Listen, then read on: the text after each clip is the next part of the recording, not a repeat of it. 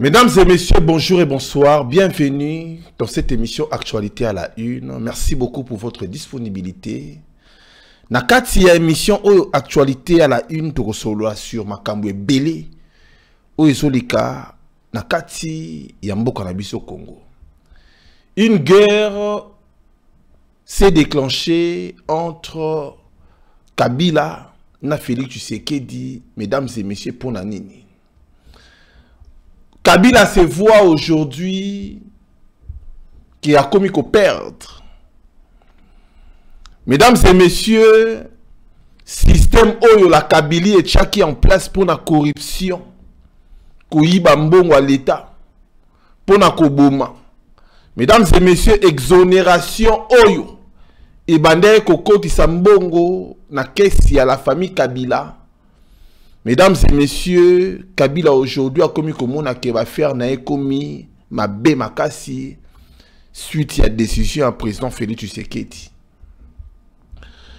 Au cours de cette émission Actualité à la Une, lelo awa tosolo ba awa sécurité à président Félix Tshisekedi, il faut et ça la renforcer parce que mesdames et messieurs, problème où il y a à faire. Il y a Floribert Chebeya. Mesdames et messieurs, bateau baboma Floribert Chebeya, Kabila, Bazak Kalamingite ko cité kombo nae. Selon nos enquêtes, mesdames et messieurs, la Kabylie se voit aujourd'hui en danger suite. Il y a Liwa et Floribert Chebeya. Mesdames et messieurs, au cours de cette émission Actualité à la Une, Kalamingite rentrée parlementaire. La Kabylie se prépare pour voter, pour changer constitution à Congo. Élection présidentielle et comment indirect, ça veut dire peuple congolais boko voter yango lisusu te bato bakobanda ko voter yango ekozala ba député. Mesdames et messieurs, plan nini oyo la Kabylie etie lelo en place pour na balonga ba élection na 2023. Donc développer yango au cours de cette émission Actualité à la Une. Jour pour jour, lelo awa ça fait 23 ans. Mesdames et messieurs, depuis Mobutu CCC Kokukuwendu Wazabanga akufa. Nakati ya Maroc et Bembenaye ti lelo et Zongara Kinshasa te. Mesdames et messieurs, tu redévelopper au cours de cette émission Actualité à la Une. Makamboza ebele. Réaction, il y a Martin Fayou. Par rapport à la convocation, oyo ba convoqué na kati ya justice. Est-ce que lelo toye kolobake eza acharnement, toye kolobake eza état de droit par rapport ya ndenge ba convoqué Martin Fayou na kati ya justice? Est-ce que ba ko arrêter? Restez branché, connecté na kati ya émission oeza. Édition, il y a 19h, 20h, Oyo, Tomisana Kopé Sabino pendant, juste pour 30 minutes. Et comme ça, la biso bien, avant to banda émission, pour permettre biso. Mesdames et messieurs, to balancer quelques annonces, après to zonga, pour na to développer. Envie de voir vos chaînes préférées du Grand Congo, africaines et autres, obtenez pour Happy Box TV. Bolanda biso na Happy Box TV. Ça veut dire décodeur Oyo, ils ont la chaîne Nyons tout le monde entier, surtout en Afrique. Pour na batu nyonso, pozotuna, bolobi makabo Happy Box. Nga naza musika na kuzwango wala. C'est facile comme bonjour. Ok na site na biso happybox.com. Kaka nde boboni ba komi wana. Obeti na acheter box. Okoti au contacter biso, to vous expliquer comment nous pouvons ça là pour ozwango et pas un distributeur na biso baza partout dans le monde. Happy Box, c'est le meilleur de tous les box. Des sports, des films, des théâtres de chez nous. avec des chaînes exclusives comme Télé Maboki, chaîne religieuse et chrétienne avec Happy Box TV, vos chaînes préférées accessibles directement sur le smartphone et tablette. Attendez plus, achetez votre box Happy Box TV à 50 € plus un mois de gratuit. Salut tout le monde, moi c'est Achille Butungu. I do work for Unishow by AFH and Cedric aussi. Tozako faire appel na bino nyonso tu bozako la nanga sikoyo o azo vive na kati ya UK ya Royaume-Uni seulement que tozako pesa ba service protection et assurance. Tozako pesa assurance vie, life insurance. Eza que soki mutu azana bo moite ba futi yo mbongo. Mbongo bako futa yo eza pona ko couvrir na enterrement pe na suko tika héritage na bana yo et en même temps so zaki na ndako ozwaka na crédit et ko ko futa ndako na yo toza susu na auto bengi living cost ezali produit oyo soki mutu abeli azana ndako osala ka plus de 20 heures yaka soko beli assurance ko futa yo mbongo pendant que ozana ndako zo sala te. Et nous avons aussi building and content. Ce que vous avez kuna yo bien au futeraka, on go protéger ndakuna yo, toko futa yo. Toza susu na autre mengi critical illness, assurance maladie. Tango mutu, ozali susu na problème à santé, au beli sérieusement, l'assurance te paye. Toza na ba témoignage de belé muto yo afutami parce que bela qui m'a dit critique. Naza juste na besoin ya ko témoigner par rapport na makambo ya assurance onde kona biso Achille azako sala. Tango likame zui biso et que maman santé dérangée, maman bazana droit ko futa ye autant. Réalité za ke ba honora parole na bango pe ba pesa misolo e sengela ki par rapport na oyo biso tozwaki. Que za aventure te, eza vraiment sérieux. Nous sommes là pour vous. Why wait? Pourquoi attendre? Mieux vaut prévenir que guérir. Donc, kozela teti na suka. Naza apona ko aider yom tozo landanga, oza na kati ya Angleterre, na Royaume-Uni. Congo France vous présente les singles Bazo Comprendre T de l'artiste Patim Bengali. Déjà disponible sur YouTube et sur toutes les plateformes de téléchargement gratuites. Bazo Comprendre T.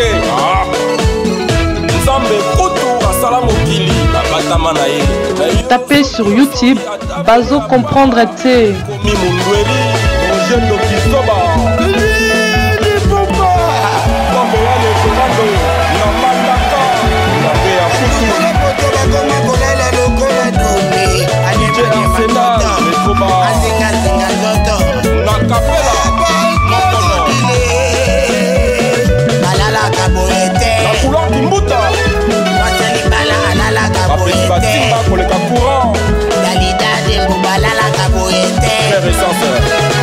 Beaucoup mesdames et messieurs, nous sommes de retour na kati à plateau na bisu à congofrance.com. Lelo awa tozolo ba awa guerre a déclenché. Joseph Kabila alingi azonga na pouvoir parce qu'à Monique a commis qu'au perdre. Kabila a perdre nini. Mesdames et messieurs, le président Félix Tshisekedi a tikeli justice à Sala Moussala naye na kati ya Congo. A tiki justice et sala indépendante. Bato ebele oyo bayiba bambongo à l'état, mesdames et messieurs, lelo bazako se retrouver na kati ya prison Makala. Bato ebele, mesdames et messieurs, oyo ba serva Joseph Kabila na famille na bango, mesdames et messieurs, lelo bazako traîner derrière la justice. Lelo awa Olive Lembe basengiye na ba impôt, il faut afuta 800 millions de dollars. La famille Kabila, oh mesdames et messieurs, bazana ba millions de dollars, bazana ba entreprise ebele. Plus de 300 entreprises, ya bango moko. bakomi komona ke bakomi kolande la bango il faut bafuta ba impôt depuis 2013 jusqu'à 2020. Mesdames et messieurs, ma proche, il y a Kabila, un exemple, John Numbi, se voit aujourd'hui à Zalisous na fonction T, na armée. Makamboza ebele, oyo Kabila zo regretté. Selon Yazo Lobake, Andima quitté, qui a quoi perdre, Boyening a zo perdre parce que Ndenga Kanisaki, par rapport, il y a qu'on manipuler le président Félix Tshisekedi parce que Bango Baza, na soi-disant majorité fabriquée, Bango Baza, na 42 ministres, mesdames et messieurs, le kola bakena ko welela. Ministère de la justice, bakanisa ki yango de puissance ya Congo. Le kola ba welela ki ministère. Il y a décentralisation. Bakanisa ki bango bako diviser Congo bien. Le kola, mesdames et messieurs, bakanisa ki ke baza na ba gouverneur nyon sotu ya Congo ke bako partager pe ko diviser mboka derrière Félix Tshisekedi et lokola baza na ba régie financière. Un exemple côté à Banque Centrale. Tomoni kuna Deogras Mutombo. Les lois a poursuivi na kati ya justice, mesdames et messieurs, isa grave. Moussala Oyo, ba inspecteur général Baza Kosala, ba eko découvrir plus de 45 milliards de dollars. Oyo, mesdames et messieurs, ezana ba sous-compte na kati ya Banque Centrale, 45 milliards de dollars wana ezali ya famille Kabila na famille politique naïe. Alors, mesdames et messieurs, mbongo wana nyo surtout bakangi yango ezokota na kati ya kesi ya l'État. Makambo ese ebele ba poursuite judiciaire. Oyo bato ya Kabila bakomi ko sentir selon bango ba moni ke bazo perdre. Lelo awa tozolo ba awa guerre eza déclenché par rapport ya ndenge Kabila moni ke azo perdre muke.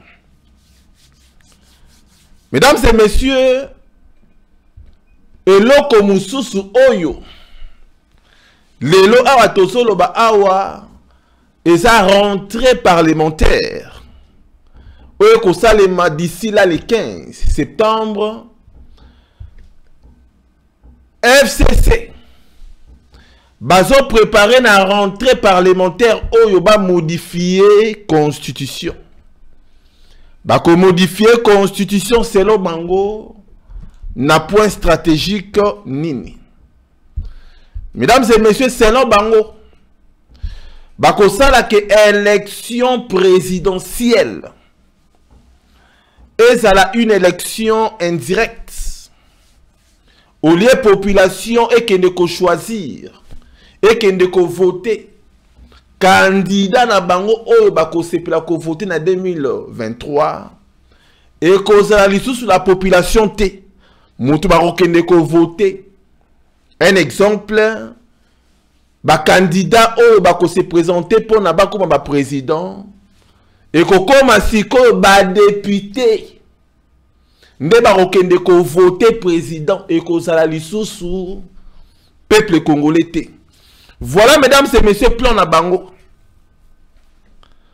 Lelo awa Kabila alobi il faut kaka Rosar Malonda nde mutu aza na kati ya seni parce que Rosar Malonda ako permettre Kabila azala na majorité FCC et ça la juste na majorité na 2023.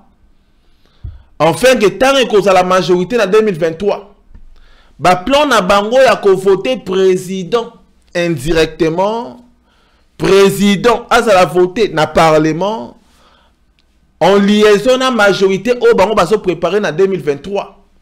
Mesdames et messieurs, et que ça là en sorte que candidat il y a FCC Azala voté. Voilà, mesdames et messieurs, là où ça fait mal. Par rapport il y a plan stratégique où il y a la Kabylie. Nous allons continuer, mesdames et messieurs. Joseph Kabila et Kobengi sa Corneille nanga na oti ko expliquer bino et Corneille nanga awa tosolo ba awa et loko oyo eza ko s'inquiéter et loko ezo déranger et ça audite ba auditer CENI. Mesdames et messieurs, souvenez-vous, la CENI et sombara ba machine à voter. Na monta moko ya ebele et puis ba facture o esalema et ça ba facture ya lokuta. Selon ma information to ça na yango la CENI et détourna mbongo à l'état. Boyo kaka ke o machine à voter ba zikisi yango na kati ya entrepôt moko boy avant ba élection 2018. Mesdames et messieurs, c'est là qu'il y a une stratégie. Na kati ya entrepôt wana ba zikisa ki machine à voter te. Et ça là qui ne ba pine na ba papier na ba makasa bino boso mona on dirait ça ba machine à voter contre et ça là qui nango ba papier ba biloko ba ramasser. Voilà, mesdames et messieurs. Alors ba lobi boy œil pour œil, dent pour dent. Face à cette situation vécue comme une véritable déclaration de guerre, le clan Kabila a décidé de battre les rappels de ses troupes. Ce samedi 5 septembre, Albert Yuma a été le tout premier convoqué à Jelem. L'ancienne résidence officielle du ancien président Joseph Kabila a fait l'acquisition quelques semaines avant de quitter le pouvoir.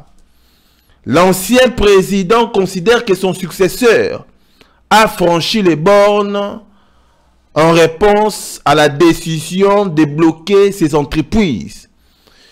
L'ancien président a décidé de réagir sur le plan politique et cela ne s'est pas fait attendre. Naoti Kotang Labino a, mesdames et messieurs, ancien président Joseph Kabila, après avoir bengi sa Corneille nanga, ayeko bengi sa muto bengi na kombo ya Tata Oyo, Albert Yuma. Bengi Albert Yuma, pourquoi? Parce que Albert Yuma yende muta jeraka bien ya famille ya Kabila. Entreprise, il y a Olive Lembe, plus de 50 entreprises. Mesdames et messieurs, Albert Yuma, tango akena kati ya Jelem, Kabila ebisi alobi, solution ni nokoye ko pesa biso pona. To sala Félix Tshisekedi mabe. Parce que Félix Tshisekedi a franchir ligne rouge. Mesdames et messieurs, Albert Yuma basololi. Alors, quand on est dans l'appareil, basololi pendant 7 heures du temps. Et à la fin, mesdames et messieurs, basui conclusion, 2 conclusions. Et l'okaliboso, au basui, il faut commettre Félix Tshisekedi en état de nuire. Ça veut dire Koluka ko bloquer, s'il faut ko assassiner, assassiner. C'est ça, mesdames et messieurs, Koluka ko infiltrer na kati ya sécurité nae. Infiltrer le président Félix Tshisekedi na kati ya sécurité nae, garde républicaine nae, oyo bazo travailler pour na ko sécuriser, il faut basomba bango na mbongo pour na basa le président Félix Tshisekedi mabe. Mesdames et messieurs, wana eza décision oyo déjà ezwami. Et loko ami balé. Et ça dit que ça là tout. Le président Félix Tshisekedi va destituer. Il faut pas destituer parce que Kabila se sent perdu. À ce moment que mbongo nyonso to na yibaki e kominga rokendeke na ba impo bo nengeni. Armée kuna tu sais que d'a changer. Justice kuna en tout cas tu sais que dit article la justice c'est ça la musana yango et pour na yé dernière chance oya yetikali ezaraka majorité fabriquée oyo asa nango na kati ya parlement. Yango wana oti koloba awa baza ko préparer ba changer constitution. Mesdames et messieurs, admettons ceux qui va changer constitution na ba distraction. Oyo ba congolais basana yango Kabila zongi na pouvoir. Est-ce que boyebi conséquence nini oyo biso ba congolais torozoa? C'est ça mesdames et messieurs. Est-ce que boyebi ke yo so talanga orosonga lisusu na Congo te? C'est ça la réalité des choses. Est-ce que boyebi ke Congo et kozala lisusu Congo te oyo yebaki? Et comme un jungle, véritable jungle. Ce qui tata oya zongi au travers élection indirecte, élection présidentielle indirecte. Mesdames et messieurs, oyebi risque nini oyo peuple congolais kozwa. C'est ça. 3 stratégies au bâti en place. Pour infiltrer le président Félix Tshisekedi dans la sécurité naïe. Pour proposer des millions, des milliards. Na bato sécuriser Félix Tshisekedi. Pour na mutu moko wana abeta talisasi. Wana eza stratégie, mesdames et messieurs, oyo ba plan ba tcheka na zo bimisela bino bondima. C'est ça, mesdames et messieurs, baluka yango kala, ba préparer yango. Et ça, na mutu moko ya sécurité ya président Félix Tshisekedi. Azapeti lelo, na kati ya garde présidentielle ya président Félix Tshisekedi. Mutu wana, mesdames et messieurs, oyo eza vérité. Mutu wana, azali ko courtoyer baza ko consulter ye epai ya ndeko Kabila propre baso comprendre tant na zolo ba makambo yo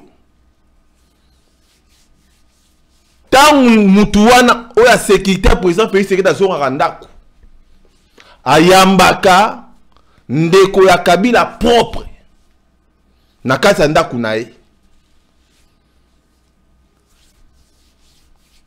Le président Félix Tshisekedi sécurité na yo wana.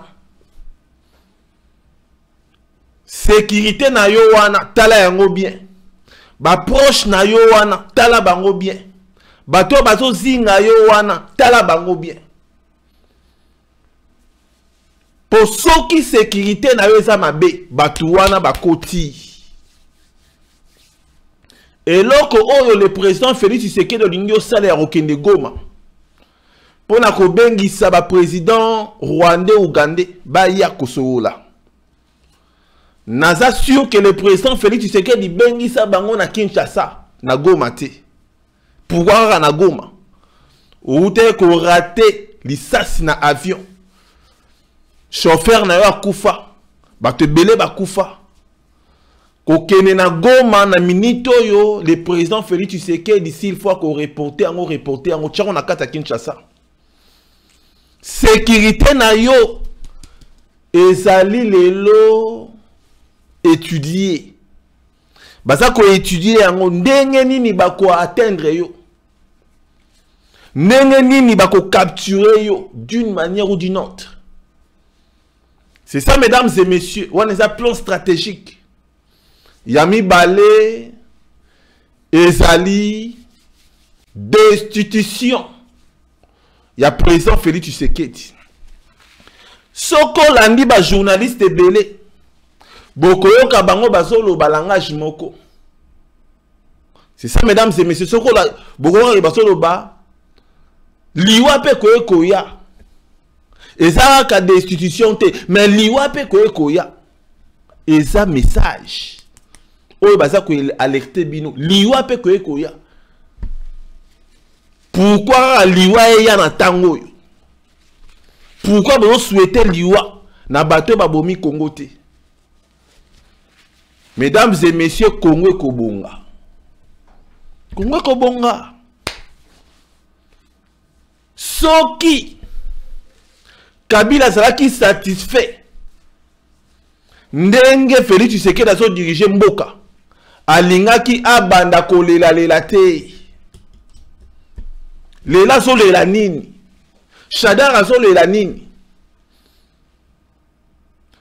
Lelo awa.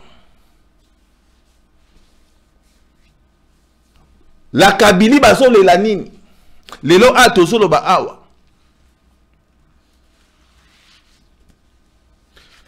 Ministre de décentralisation Oyo, Azaria Souroubewa, aso lela nini? Bozo comprendre te. Lelo awa. Tunda ya Kasenda, depuis balongo la ye. A démissionna. Aso lela nini? Bozo comprendre te.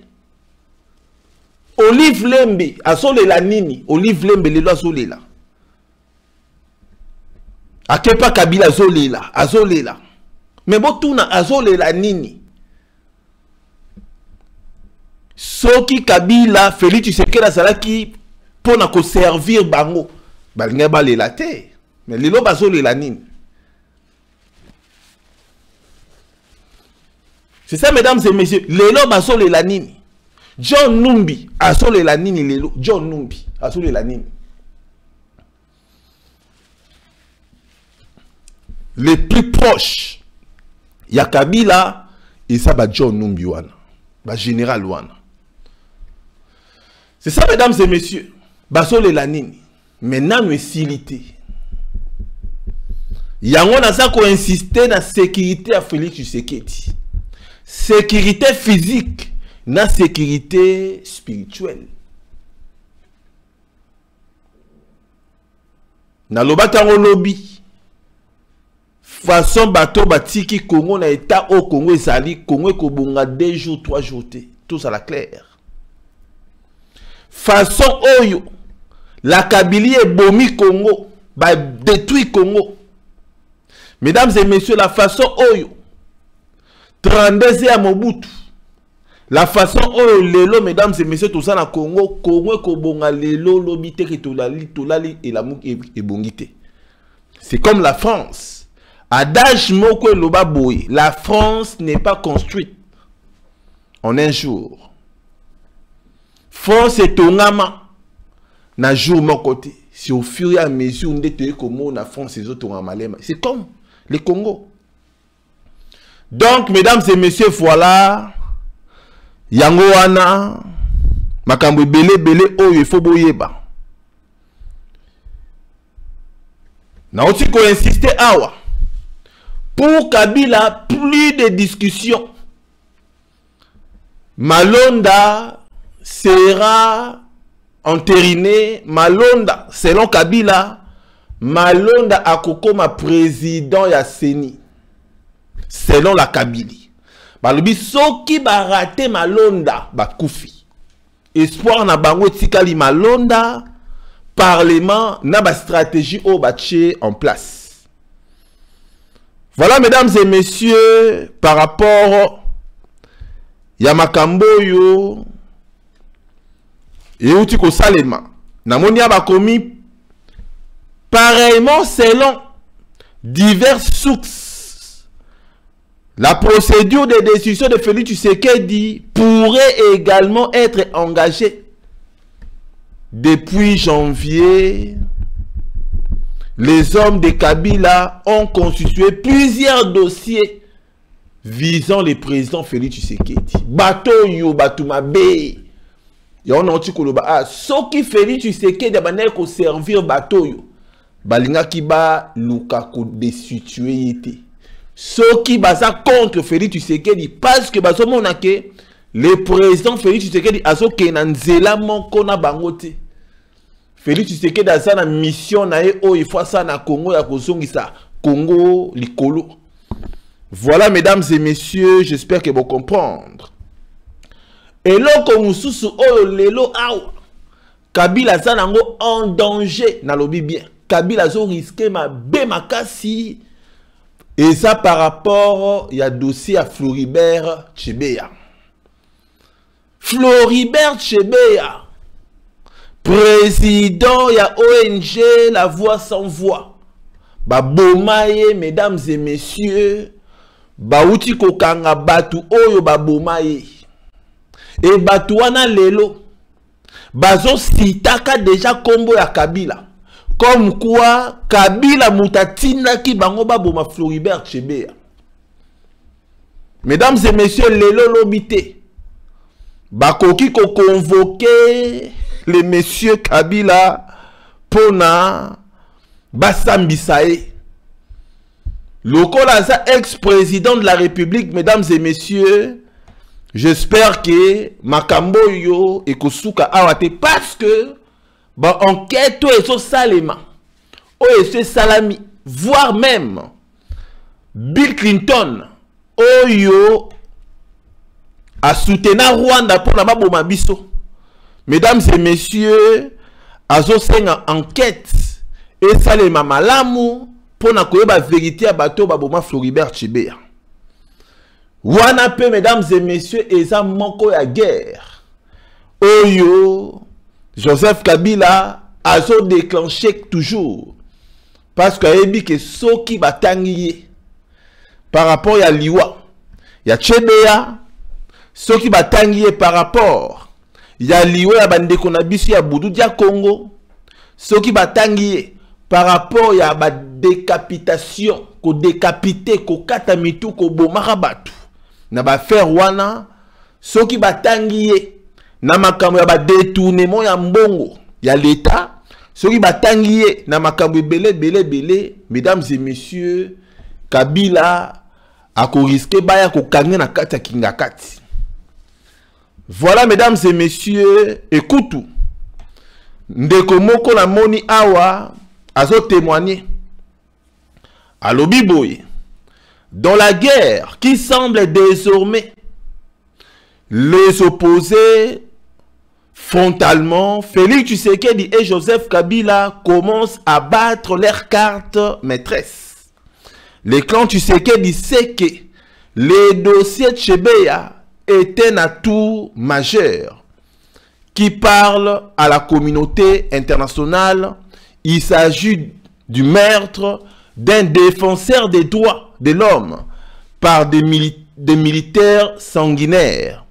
Poursuit à notre interlocuteur anonyme.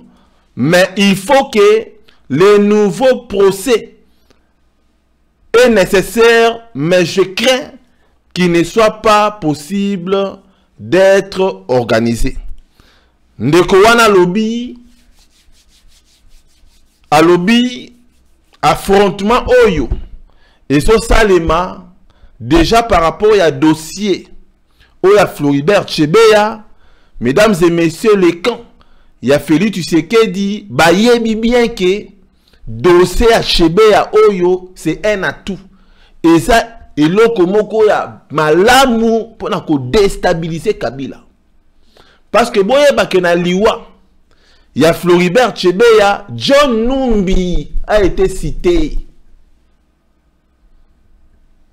Na liwa, il y a Floribert Chebeya, mesdames et messieurs, baoti ko kanga Christian Ngoi na kati ya Lubumbashi. Baoti ko kanga batu misusu oyo bayaki ko boma. Gilbert Kakonde na kati ya Lubumbashi, batu wana eza clan ya mabomi. Ya bato babomaka batu oyo batindaka bango epa ya ba généraux misusu et ba généraux wana bazora ordre à partir ya kingakati. Donc mesdames et messieurs, ekozala somo mingi soki procès oyo ya Floribert Chebeya ekwei na se. Deuxième chose, eza makambo ya Delphin Kayimbi oyo balobaki ke akufa. Mesdames et messieurs, les Kambia ya kokanga singa, o bakanga ki singa na mutu, eza lokuta. Delphin Kayimbi selon rapport oyo bapesi le président Félix Tshisekedi que Delphin Kayimbi a été assassiné. Lelo mwasi ya Delphin Kayimbi asa na prison, ba vérité eza ko continuer. Lelo awa tozolo ba awa nani pasteur de Delphin Kayimbi asa na prison. Nani oyo ayaki koboma Delphin Kayimbi, ba vérité komi kobima. Mesdames et messieurs, John Numbi ayaki ko rendre visite à la veille. Donc, mesdames et messieurs, dossier à Floribert Chebeya, dossier à Delphin Kayimbi, dossier à Bandeko Nabiso ya Boudia Congo, dossier à Bandeko Nabiso ya Kasai ya Makobolo, dossier à Kamuna Sapu, dossier ya ba fausse commune, ba dossier ya ba massacre à Tingi, ba dossier za ebele ya bato bazo manakati ya Kasindi. Ba dossier oh ya Bunia. Ba makambo eza ebele, mesdames et messieurs. C'est alors que Joseph Kabila se prépare. À ça qu'on se prépare nini. Mesdames et messieurs, n'a ko révélé bino. Bomoni ba rebelle o ba bimaki na kati ya Bunia. O ya Kodeko.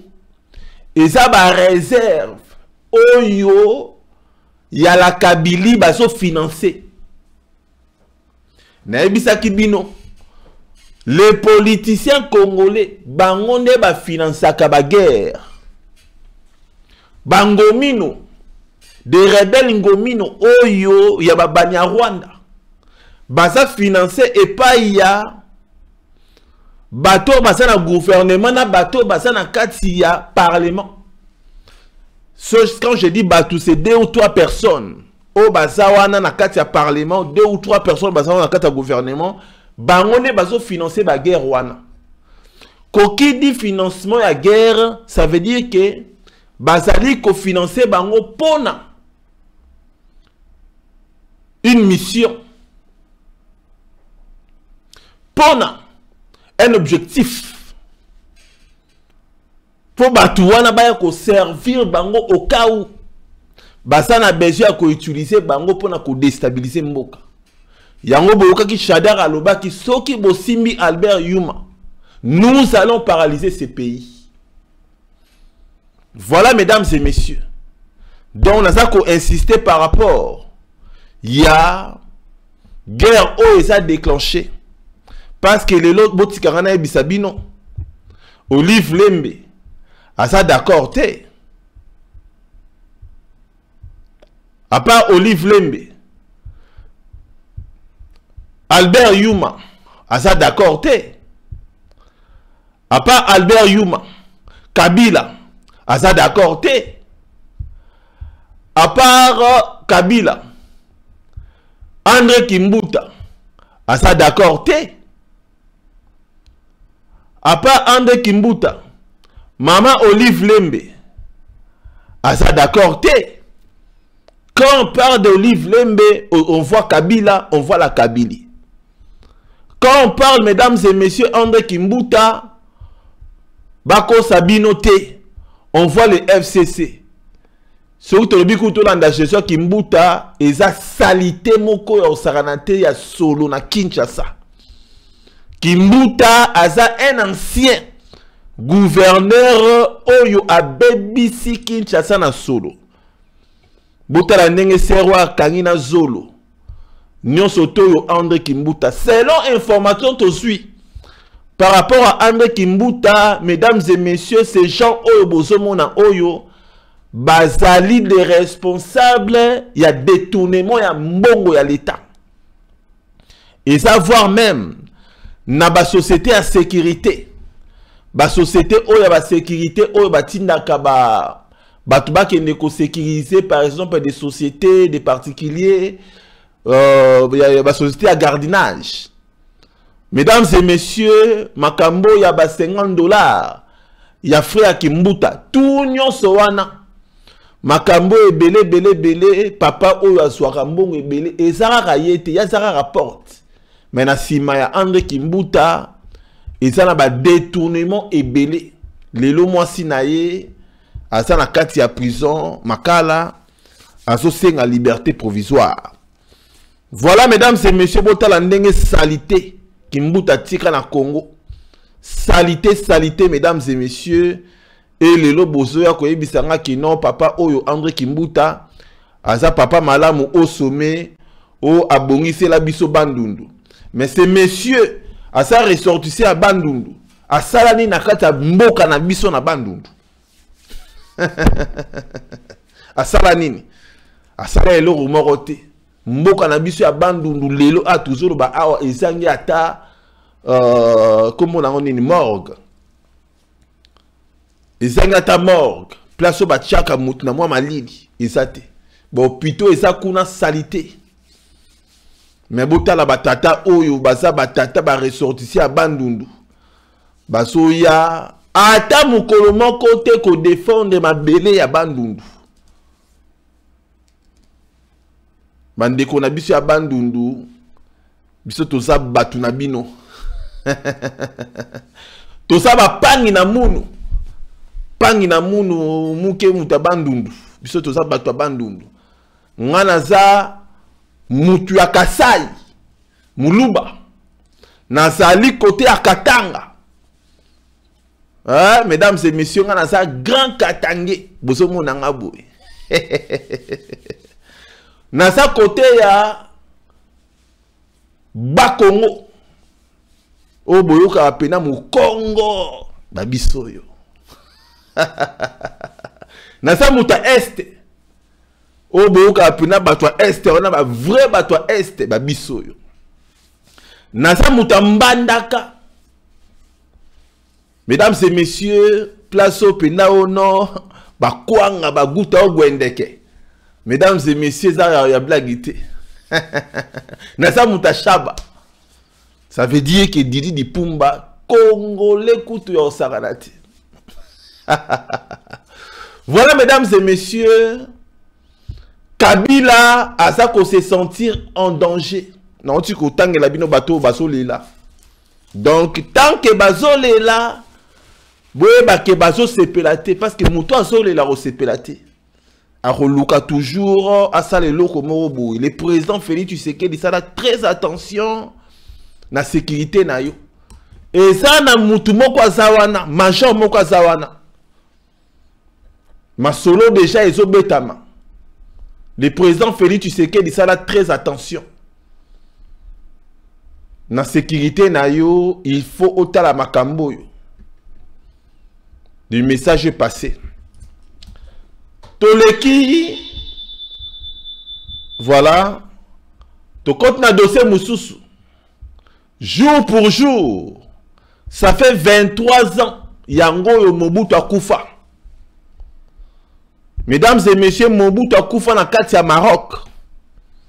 Akufa le 7 septembre, vous comprendre. Le 7 septembre, Moukola akufa qui, jusqu'à nos jours, ça fait 23 ans. Quelques médias rappellent que c'est lundi qu'il y a 23 ans que Mobutu Sese Seko Kukuwendu Wazabanga est décédé après avoir dirigé la République démocratique du Congo, les Zaïre, pendant plus de 30 ans, 32 ans. Un autre sujet intéressant, mesdames et messieurs, voilà Mobutu Sese Seko Waza toujours dans le Maroc. Bandeko boyebi Mobutu te. Mesdames et messieurs, Mobutu azalaki le roi d'Isaïr.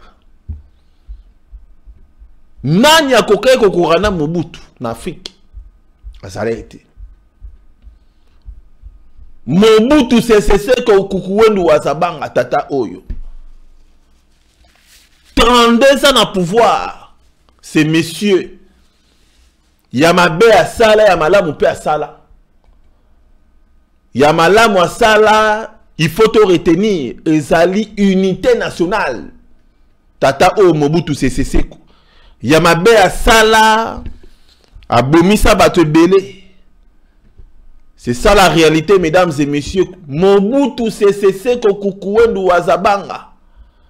Bota la tanga kufi, bota la cercueil. O bakene ko kundelae. Mesdames et messieurs, cercueil wana eza na poids ya Mobutu te. Cercueil wana bakundela na kati ya Maroc. Na ko estimer yango na $200. Au baloba na français, tout est vanité. Mobutu Sese Seko. Ye yona papa na biso wa Mulumba, Etienne. Mobutu Sese Seko. Ye wana nakala na gouvernement na ye. Mobutu Sese Seko, mesdames et messieurs, Akoufa, ça fait 23 ans. Bato baso diriger lelo. Boye bake Mobutu kutu Akoufa, aleka. Lumumba kutu Akoufa, aleka. Kasavubu kutu Akoufa, aleka. Kabila okoleka. Wana isa mabele ya bakoko. Kabila okoleka. Akoleka na passé simple. C'est ça la réalité. Koya koluka ko changer, ko modifier constitution pour na intérêt na yo oso wana pouvoir toko bloquer yango. Toko bloquer yango. Yango peuple congolais pour na soukisa. Martin Fayulu lobby à cause la liboso ya justice. Ba bengisi. Ba lobby Fayulu yaka Toyoka yo. Fayulu lobby boye na moye na tweet na ye. Tout Congolais a le devoir de faire échec à tout individu ou un groupe d'individus qui prend le pouvoir par la force et qui l'exerce en violation des dispositions de la Constitution. Nous devons contrer toute tentative de dictatoriale, dérive dictatoriale. Mesdames et messieurs, Martin Fayulu déjà comme il a tweeté. Oh non, selon la Constitution, il faut ôter le Mélabatunion surtout l'article 64, où bazui pouvoir par la force et où bazo diriger en gros l'esprit à violer la Constitution. Wanesa Martin Fayulu toze la lobby la justice à Rolobane nini parce que il faut moutunion surtout azala en dessous de la justice. Totika la justice c'est ça là au-dessus parce que la justice élève une nation. Ce n'est pas des politiciens qui élèvent la nation, mesdames et messieurs. C'est la justice qui élève une nation. Donc tout s'appuyer ming la justice nabiso congolaise. Et ça a une justice forte et que ça a bien pour l'intérêt à Mboka Nabiso Congo. Martin Fayulu a ça motuloko la ngai na yo. C'est ça, mesdames et messieurs. Moi, j'ai eu à rencontrer Martin Fayulu à plusieurs fois. Na soula na ba interview. Voilà, mesdames et messieurs, ça na Katia Congo France. Na yebi Martin Fayulu bien et je connais même ma proche naï. Et voilà, mesdames et messieurs, à ça motu. Ce qui a salimbeba, il faut justice karamoto eya eyokae et rosala bien makasi. Donc voilà, na remercier bino mingi. Bande konanga ba congolais et salinga bien makasi koya na kati ya banda kuna bino. Et salinga bien makasi na ndenge boyokinga. Nazara ko senga na bino bo contribuer na projet na biso ya ko sa la chaîne ya télévision na radio CFTV1. Je sais que tout ça déjà dans ma procédure ya ko vandisa makambo ebe na kati ya Congo mais tout ça na besoin ya bo soutenir biso financièrement et rosa la biso bien makasi soki bo contribuer. To tchaka lien moko na se l'IA wana zo permettre bino ya contribuer na cagnotte. Oh to uti ko sala récemment parce que cagnotte liboso déjà te récupérer kimbongo to tina ki yango na Kinshasa pour na moi ba démarche à Miké.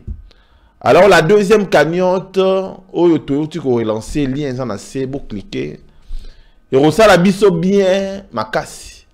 Et puis bato a besoin de soutenir biso na PayPal. Et ça yango simple, PayPal na biso yango wana eso leka. Ba code bancaire na biso yango wana eso leka, ba coordonnées bancaires, voilà. ezoleka bo soutenir biso et ça la biso bien IBAN ya compte bancaire yango botala ezoleka yango ezoleka botala ndenge ezoleka yango wana BIC ya compte bancaire na biso yango wana voire même PayPal yango yo bo soutenir biso bandeko soki tozaki na kati ya ta ya ba tozaki ba américain tonga to mona batu déjà bazo pesa mbongo ebele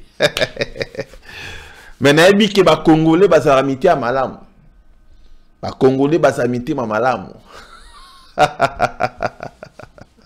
bo pesa erosala malamu oyo azala mato ya koyoka ayoka oyo azala motema kondima andima oyo eza édition à 19h 20h tokota na édition il y a 22h 22h30 nzamba lola apambola bino au revoir.